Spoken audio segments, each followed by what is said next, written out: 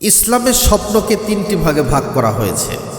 স্বপ্নে সহবাস দেখার বিষয়টি ইসলামী বিভিন্ন দৃষ্টিকোণ থেকে ব্যাখ্যা করেছেন, যা স্বপ্নে পরিস্থিতি এবং স্বপ্নদ্রষ্টার অবস্থার উপর নির্ভরশীল। হাদিস অনুসারে স্বপ্ন তিন প্রকার।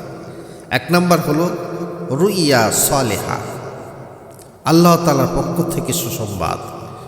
দ্বিতীয় নম্বর হল রুইয়া শাইতানিয়া, অর্থাৎ শয়তানের পক্ষ থেকে দেখানো স্বপ্ন, যা মানুষকে দুশ্চিন্তাগ্রস্ত করে।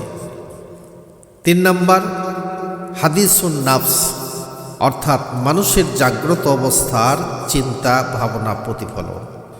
রাসূলুল্লাহ সাল্লাল্লাহু আলাইহি সাল্লাম বলেছেন, আর রুইয়া সালাসুন ফারুইয়া হাক ওয়া রুইয়া হাদ্দিসু বিহা রাজুলুন নাফসা ওয়া রুইয়া তাহজিনু মিনাশ শাইতান।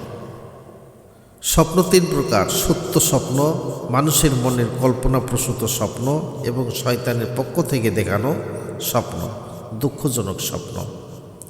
স্বপ্নে সহবাস করার বিভিন্ন ব্যাখ্যা দেখা যায়। অনেক ব্যাখ্যা অনুযায়ী স্বপ্নে সহবাস দেখা মঙ্গল, সুসংবাদ এবং সুখী জীবনের ইঙ্গিত দেয়। এটি আর্থিক উন্নতি, রোগমুক্তি এবং দীর্ঘ প্রতীক্ষিত লক্ষ্য অর্জনের লক্ষণও হতে পারে।